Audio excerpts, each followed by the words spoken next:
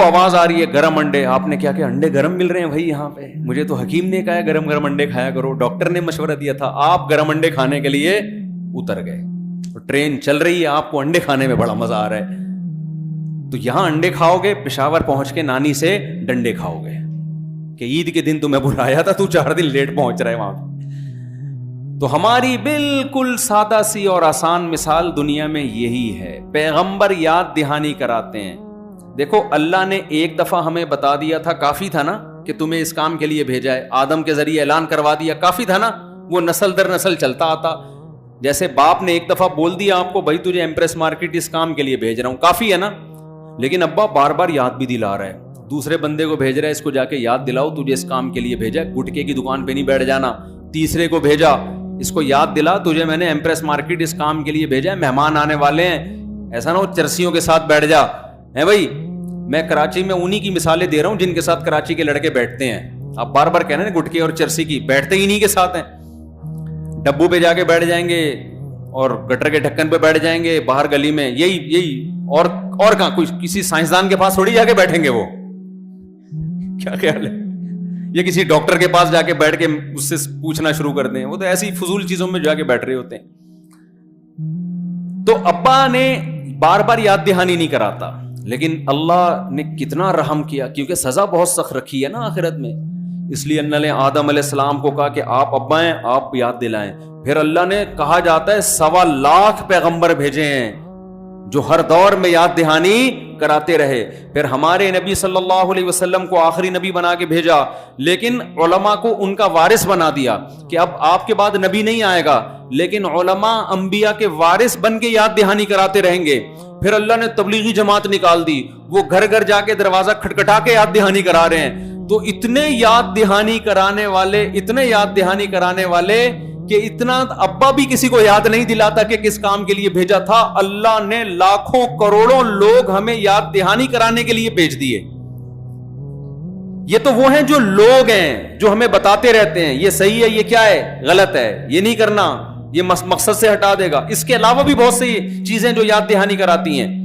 قرآن کہتا ہے کہ جو اللہ کے نافرمان ہیں قیامت کے دن اللہ ان سے کہے گا اولم نعمرکم ما یتذکر فیہ من تذکر وجاءکم النذیر, کیا ہم نے تمہیں اتنی عمر نہیں دی تھی کہ تمہیں نصیحت حاصل ہو جاتی؟ کوئی بچپن میں ہی فوت ہو جائے معذور ہے. اللہ کہتے ہیں اتنی ایج میں نے تمہیں دی تھی جو سنبھلنے کے لیے کافی تھی. اور صرف اتنا نہیں تھا, وجاءکم النذیر, تمہارے پاس ڈرانے والا بھی آتا رہا ہے. یہ ڈرانے والا کون ہے؟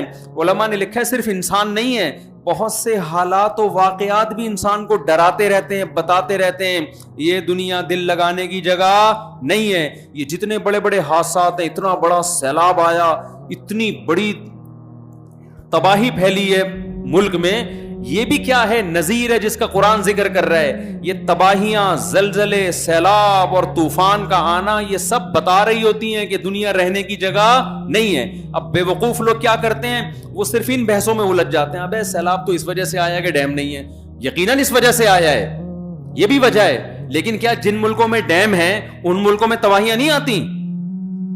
ڈیم تو بنانے چاہیے, تو شریعت کا حکم ہے کہ اسباب اختیار کرو. لیکن یہ بھی تو سوچنے کی چیز ہے کہ جو لوگ اسباب اختیار کرتے ہیں کیا ان میں تباہیاں نہیں آتی؟ ان میں کوئی دوسرے قسم کی آ جاتی ہیں. جاپان کتنا اسٹیبل کنٹری ہے. اب آپ دیکھو چند سال پہلے کتنا بڑا زلزلہ آیا تھا جاپان میں, سارا نظام درہم برہم ہو گیا. چائنا میں چند سال پہلے اتنا بڑا زلزلہ آیا تھا, آبادی کا ایک بہت بڑا حصہ زمین میں دھس کے ختم ہو گیا. کیا کر لو گے بھائی, کون لڑ سکتا ہے خدا سے؟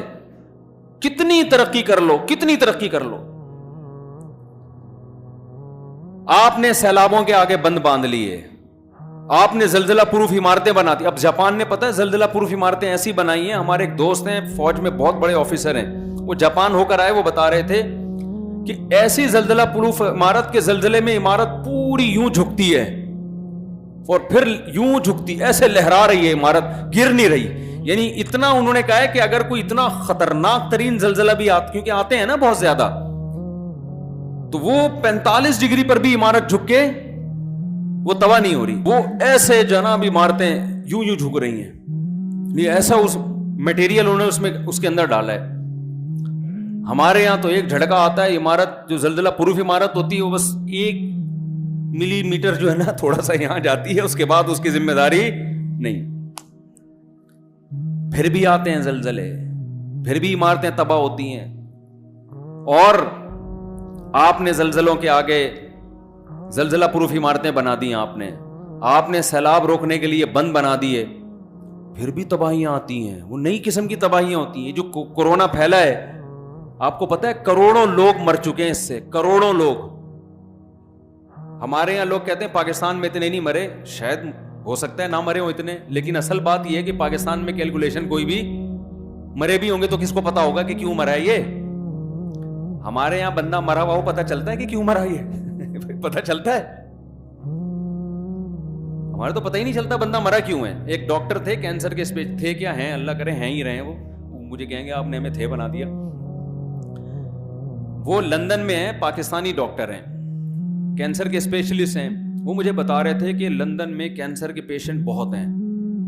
تو کہتے تھے میں خوش ہوتا تھا کہ الحمدللہ پاکستان میں اتنے کینسر کے پیشنٹ نہیں ہیں, پاکستان بچا ہوا ہے.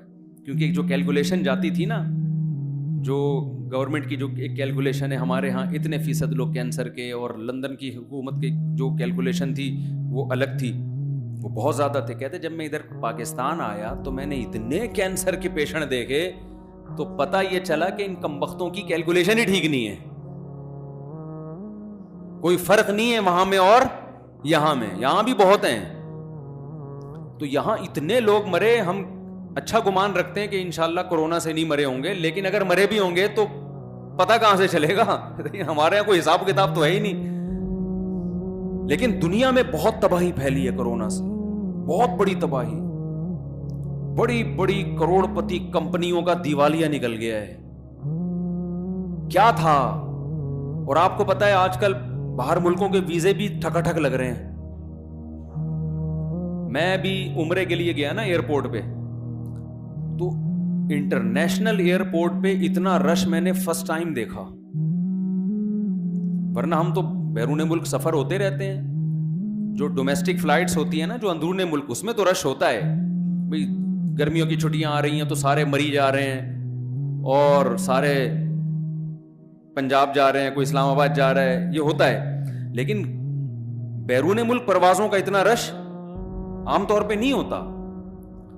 اتنا رش تھا. میں نے کہا کہاں جا رہا ہے؟ اس نے کہا لندن جا رہا ہوں. تو آپ کہاں جا رہے ہو؟ میں امریکہ جا رہا ہوں. آپ کہاں جا رہے ہو؟ میں فلاں جاپان جا رہا ہوں. ابے بھائی کوئی ملک میں بھی کوئی رہ رہا ہے؟ میں نے تفتیش کی, میں نے کہا چکر کیا ہے, اتنی بڑی آبادی باہر کیوں جا رہی ہے؟ ایک وجہ, بہت ساری وجوہات ہیں, ان میں ایک وجہ کیا ہے, اتنی موتیں یورپ اور امریکہ میں جوان لوگوں کی ہوئی ہیں کہ ان کے ہاں ویکینسیز بہت ساری خالی ہو گئی ہیں,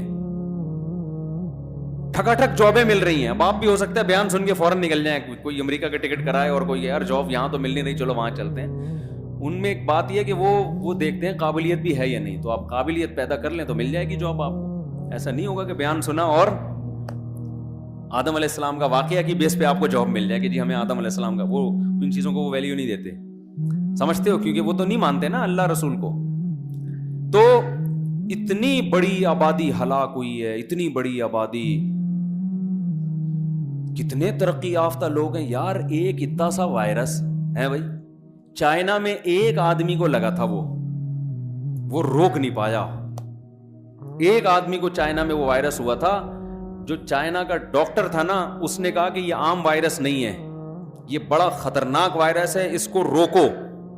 اس ڈاکٹر کا وہاں کے ڈاکٹروں نے مذاق اڑایا کہ یہ چین چین پاں پاں کر کے باولا ہو گیا. یہ سمجھے ہو, یہ چونکہ چین چین پاں پاں پاں چین پونگ کرنے کی وجہ سے اس کا کیا ہو گیا ہے, اس کا اوپر سے چین پونگ ہو گیا ہے, اس کی کھوپڑی صحیح کام نہیں کر رہی. اس کا مذاق اڑایا, وہ خود کووڈ میں مبتلا ہوا, اس ڈاکٹر کا بھی انتقال ہو گیا, وہ بھی مر گیا.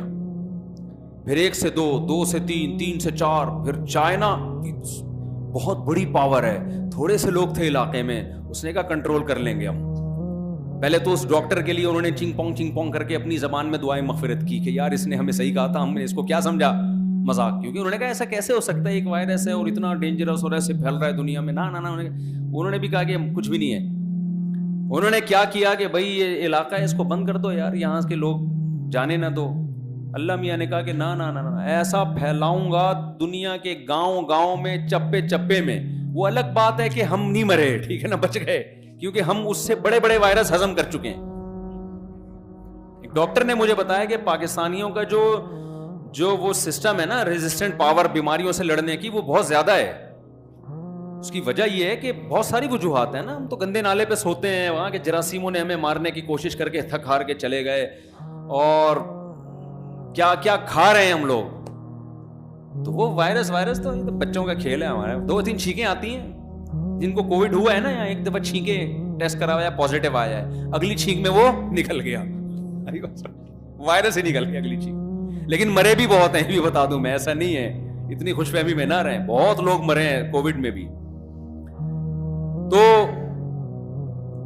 کیسے ایک وائرس نے پوری دنیا کے نظام کو پلٹ دیا ہے، پوری دنیا کو اٹھک پٹک کر دیا ہے، اور ابھی تک جان چھوٹی نہیں ہے. شکلیں بدل کے آ رہا ہے، ڈرا رہا ہے میں پھر آ گیا، صحیح ہے نا، میں پھر آ گیا. اٹلی میں کیا تباہی مچائی ہے، لوگوں نے نوٹ ایسے روڈوں پہ پھینک دیے تھے. آسٹریلیا میں کیا تباہی مچائی ہے، اٹلی میں کیا تباہی مچائی ہے، ایران میں کیا تباہی مچائی ہے جاتی تھی. تو بھائی یہ سب اس بات کی علامتیں، ہم اللہ سے آگے نہیں نکل. یہ ایک وبا ختم ہوگی دنیا میں، کوئی دوسری پیدا کر دے گا اللہ نہ کرے. ہم کوئی خواہش نہیں ہے کہ پیدا ہو، لیکن سب اللہ کے ہاتھ میں. اور ہمیشہ سے وبائیں آتی رہی ہیں، ایسے گاجر مولی کی طرح لوگ، جیسے ایسے آبادی مرتی ہے. آپ اپنے باپ داداؤں سے پوچھیں، گاؤں دیہاتوں میں جب وبائیں آتی تھیں کتنی تیزی سے لوگ مرتے تھے. ہمارے جاننے والے تھے بوڑھے، انہوں نے بتایا کہ جب طاعون کی بیماری ہندوستان میں پھیلتی تھی نا، ادھر ایک مریض کو ہم دفنا کے آئے، دوسرا جنازہ تیار. ہر آدمی اپنا انتظار کر رہا ہوتا تھا کہ میری باری کب آئے گی. ویکسین ایجاد ہو گئی ہے، ویکسینیشن شروع ہو گئی. ایک بیماری ختم نہیں ہوتی، دوسری بیماری کھڑی ہوتی ہے. یہ سب اس بات کی علامتیں ہیں. اللہ یہ نذیر ہے جو ہمیں ڈرا رہا ہے، یہ بھی نذیر ہے قرآن کے مطابق. یہ حادثات بھی ہمیں کیا کریں گے؟ ڈرائیں گے. اللہ کہتے ہیں بہت ساری چیزوں نے تمہیں ڈرایا تھا.